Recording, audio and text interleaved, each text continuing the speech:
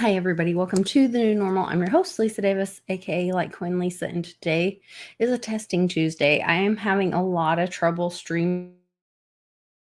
I've had a couple attempts at shooting some videos. I tried to do one on Mighty Merchants where I was streaming live and it kept freezing up. I tried to have another meeting and they were like, it's like you're miming. And anyway, so we're going to give this a try. I need your help if you're in the live chat to let us know how it's going. If we start having trouble, I've changed the settings on some things, so it should be a little easier on the bandwidth. But if we're having too much trouble, we'll just cut this feed and head right over to Sean's channel, and I'll just go use my phone and use my data or something. We'll figure it out. My husband did see some like Cox or AT&T trucks or something in the area and over the last few days, and said he thought maybe we were getting new like service or gigs, or I don't know what all that means. But anyway, my buddy Sean will be right with us right after this.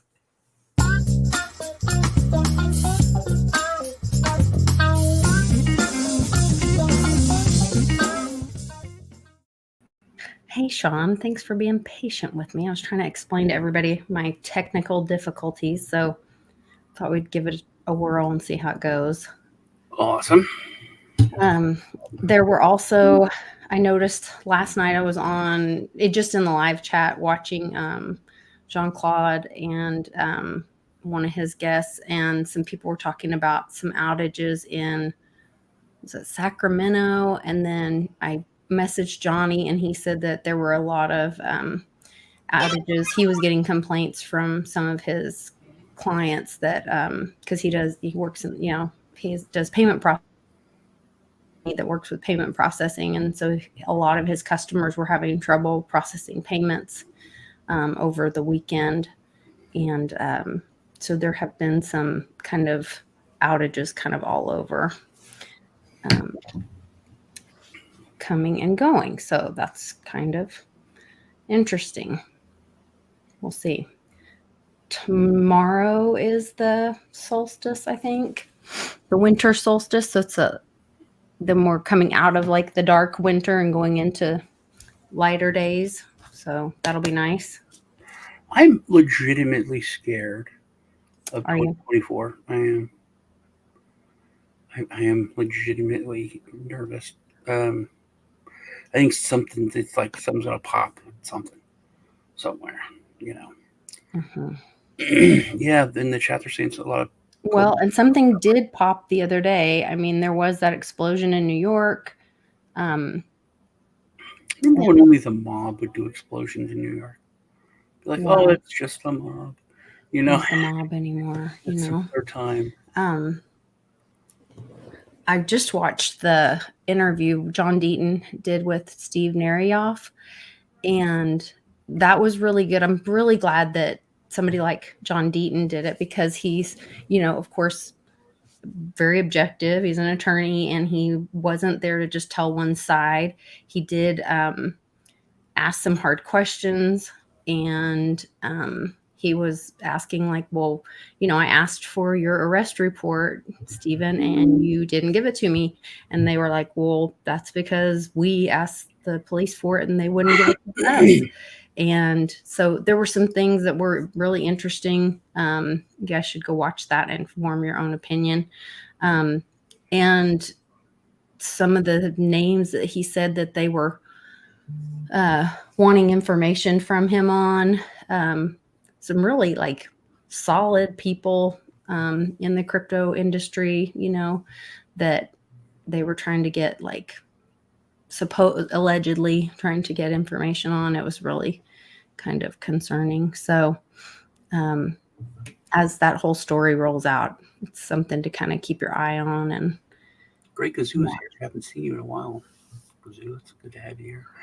Yeah, on the crypto side, I've noticed that like just in pop culture, it's become like a normal thing, and not like a weird thing, but it's like always, the bad guy has so much money in, gold and crypto, and it's, it's just a regular asset now.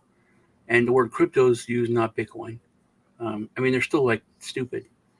Like I don't know if you were you there when Greg was complaining about the new Mission Impossible movie? Um,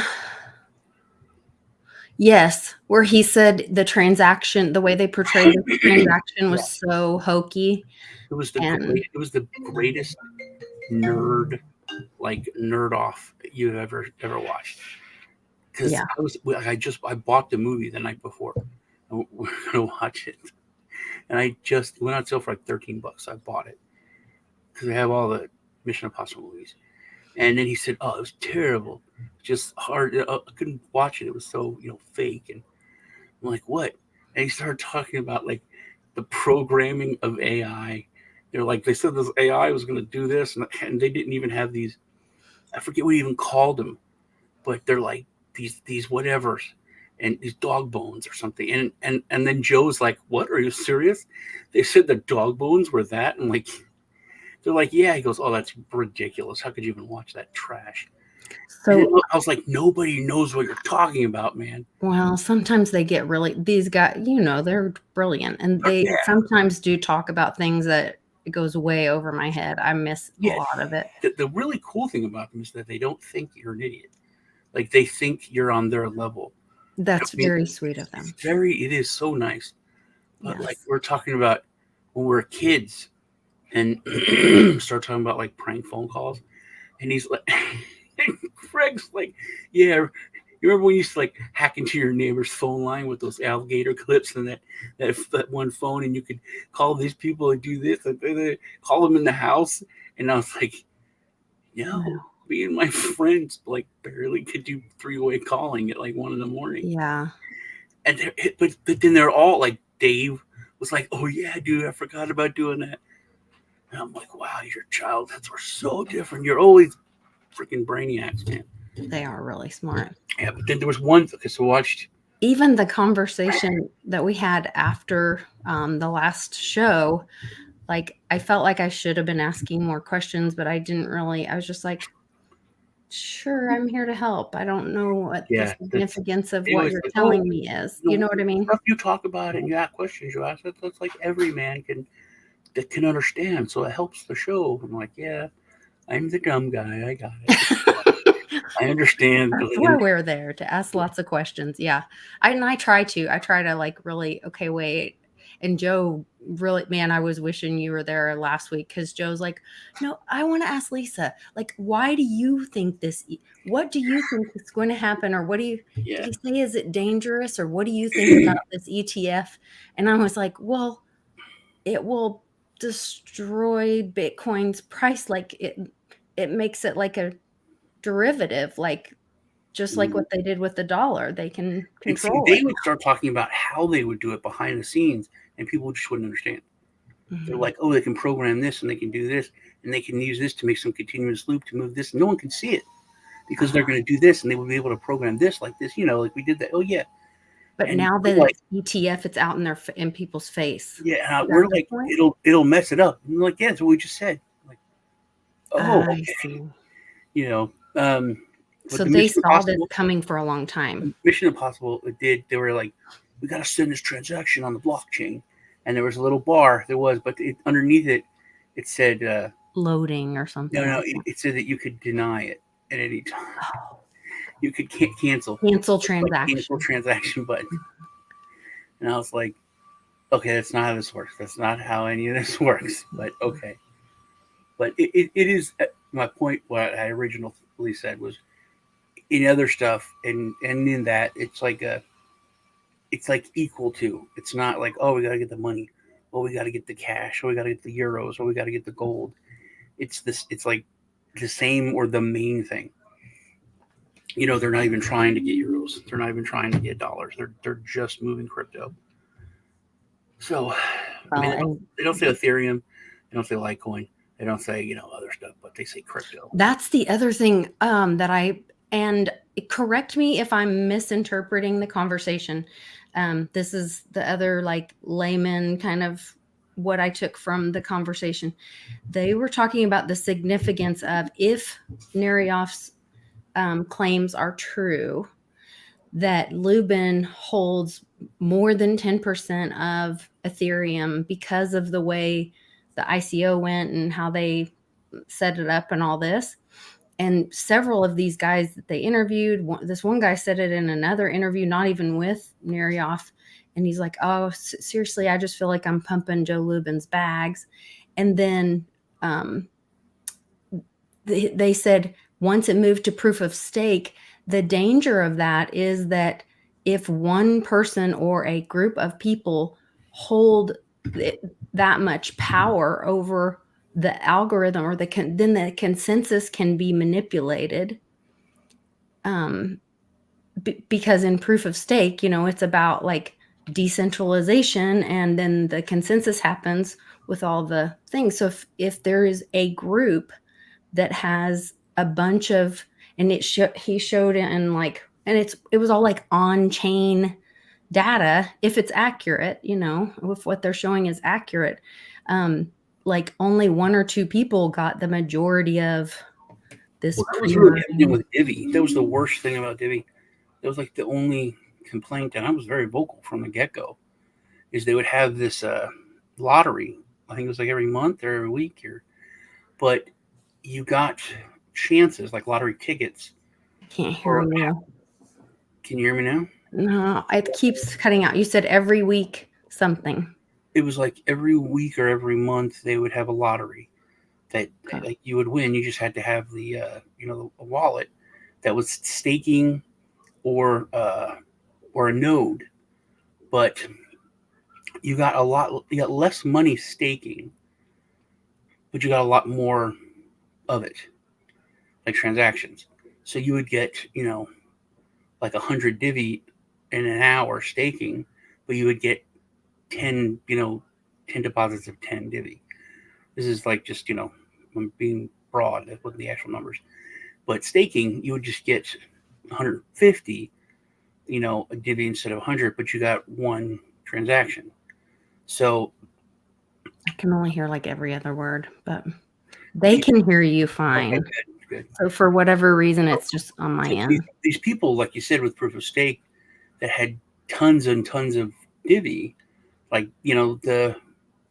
Jeff, Nick, a lot of the original people, the people on the team, they had buttloads of Divi, and they would just stake it, and they would win this. I mean, it was like $100,000 some months, back when Divi was really high, but it was like $1 million Divi. Wow. That you would win, that they would win and it would go to the same wallets. There's like 5 to 10 wallets, and they would always be the same people. Really? Like, that's kind of scammy. And Jeff was like, yeah, that's the way it is, though. That's the free market. Those are the wallets that have it. We don't know who they are. It's the way it is. Maybe we're going to patch that later on to where it's something different, but that's how it is. And I was like, that's not very. Oh, wow. It's not very fair. It seems that doesn't seem just having an extra $1 million a month, and you're depositing a bunch amongst the cronies. So that's the same way that the Ethereum thing was set up? Well, that was proof of stake. That's just that's the concern. That's kind of the concern with just proof of stake in general. If you have anything like that, okay, is to have that weighted. The rich person, yeah, the rich usually can control it, which is how the world has been functioning. Yes, which is also not very decentralized. Not very, because it's like, even though you don't know it's not that hard through like chain analysis to figure out if they use this wallet for anything. You can. Tom says on the lottery, the top number is whatever that. What is that? 250,000. Okay. And Tom, was it once a week, or it was because I haven't? I mean, and it used to piss me off because I used to run like 2 silver nodes and copper nodes, and then I worked up to having a gold node. But I would never. I wasn't even. There was a thought of me winning, and I had a ton of Divi. I had like 100,000 Divi in my gold node, and there was, it was like be really cool to have won it, and I was still, I wasn't like a huge whale, but I was really in on Divi. But it was like, it's obvious what they were doing. They weren't running nodes to help secure the network. They were just staking to get entries into the lottery. So Interesting. Yeah, I don't really. I but don't know. yeah, that was It's but they changed it now. There's not even any nodes anymore. They've completely revamped it, and they're oh, actually looking. They've done a lot over there. They've changed a lot of stuff. They I was kind of worried that Divi was doing the usual thing in crypto. Crypto moves so fast. Someone comes down, it's like, "Hey, man, this is a great. I have this idea. I want to do this." I'm like, "That's revolutionary. That's amazing. I want to be connected to this. I want to advise on this. I want to help you with this. I want to be on a team. This is great. This is great." And then they kind of sit on their butts, and then like literally 6 months later, someone else does it, and you get bypassed. I'm like, "Hey, man, that could have been us. That you Uniswap. I mean, I was sitting on that on like a team with amazing people. There was the president, the CEO of the Chicago Stock Exchange, the guy that wrote um, the software for every stock exchange in the world that operates now, and we were building a freaking exchange, and the devs and the leads were just bad. They were shit, and the whole thing got I worked in it for like 2 years, and we just got bypassed. I caught them doing like hinky shit, and when I exposed them, to the other like I mean these dudes were like 70, 60 years plus years old. Um, they had already made it. They were huge. They have Wikipedia pages, in the finance world, and they're like coming into crypto. We're using their connections with the SEC to try to get this, through and to make it, acceptable in the United States. And it was perfect. It was a perfect storm. It should have worked, and they just were throwing shit away, man. And they took too long, and then there was like a million different swaps. There was, it's like I just cannot hear like half of what you're saying. these So people are doing. There's other people now that are doing the stuff that we were wanted to do. So it's time for me to, walk away. yeah, well, and the biggest thing is that the people are not doing their due diligence. I mean, they're infringing on Reggie's patents. They're infringing on, I'm sure, other people's patents. They're, trusting some kid that's a social media influencer as their, advisor because he's got a bunch of followers. Like that's the dangerous stuff, I would think. But you've got to do it the right way. You've got to, you know, and that's where I think now that legacy finance is coming in, it's like crypto had a window there to like grow up and get their stuff together, and now the big boys are coming to play, Yeah. and they better be, dotting their I's and crossing their T's and doing things the right way. Crypto.com is a good example of that because I was with them like at the beginning, at the first start, and they were a mess. They were like not they were a crypto project, and but they had they were like a bank, and I had like bank problem. I had problems with my account, and they were shitty. They were like usual crypto, 2 days to get an email back on a problem or something. And then I'm like, okay. And they're like, well, we'll talk to the team. That was the kind of, stuff that the customer service would tell you. And then I got some charges that were wrong, that like Walmart screwed up or something. I said, hey, my Visa card, these charges shouldn't have went through. And they're like, oh, well, give it 3 days. I'm like, I gave it, it's just 3 days. Give it another day. I got with them like, give it. I'm like, you need to do this. It's been 4 days now. And then they said, okay, blah blah blah. I jumped through some hoops, and they're like, we'll talk to the team. I was like, no, you're not going to talk to the team. This isn't a crypto thing. This is a banking issue. I was like, if you're going to be in this sphere of banking, you need to follow the laws. I said, this is an illegal charge. I didn't make this charge. I told you I didn't make this charge. You need to treat it that way. And then they fixed it like in a day. But they had their feet in like both. They're like, oh, we're crypto bros. Oh no, we're a bank. And I think they did, like you said, they had to grow up, Hmm. and now they're, they own the Staples Center. They're building the new F1 out in Miami or wherever. Um, they're literally like this huge worldwide power now because they grew up. And if the industry would have done that overall, a couple of years ago, be a different world, much different world. I can just barely hear half of what you're saying, so this is very hard for me. Sorry. Um, but I guess you guys are able to hear him okay, so that's all that matters. Um, but yeah, it'll be good to see how this all fleshes out and to, see, once this is where like code is law, and when with the true blockchain transparency, that smart contracts can solve a lot of this, because when you can look at the transactions, there is no fighting, there's no arguments, there's no um you know there's no reason for a lot of, there's no name calling or anything like that. It's just like, what are the facts? You can look at the transaction history and see what happened. And, you know, and I would love to see them implement something with patents in that way as well. Um, and there is a thing called the Prevail Act that they're trying to get passed, that I hope gets passed, because I think it'll really help the little guys. And I think we're gonna try to talk about that on Very Dow if I can get my streaming problem fixed. Interesting thing on patents. I think Mickey Mouse, the patents, it goes to public domain like today or this week. Really? Yeah, What a strange timing. I know. I was Um, thinking that too.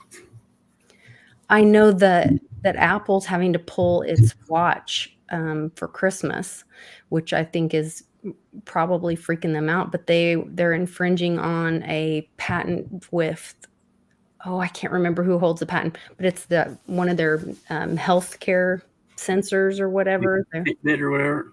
the blood pressure one, I think, or the oxygen monitor, something like that. I know that they came up with I thought that they came up with like an actual O2 sensor that worked. So, but that's probably it because it was pretty revolutionary for Yeah, the they're watch. infringing on on a patent for that, so they're having to pull that watch right before Christmas. So I'm sure that's going to hurt their sales tremendously. Yeah. So, but that shows that patents matter. Mhm. And people better start paying more attention to that, because that is your IP and that is constitutionally protected. That's your ideas, your ideas. But there's also it's like the pendulum, swings both ways. Uh, I was looking at you probably don't remember, but all the stuff that happened with Sony. Um, there was this kid who was a hacker, and he was like, brilliant kid, um, and he got the iPhone, like, one or two, and but it was back then you could only buy an iPhone if you had AT&T. It was like a huge thing, so everybody, switched services to have this new revolutionary technology of an iPhone.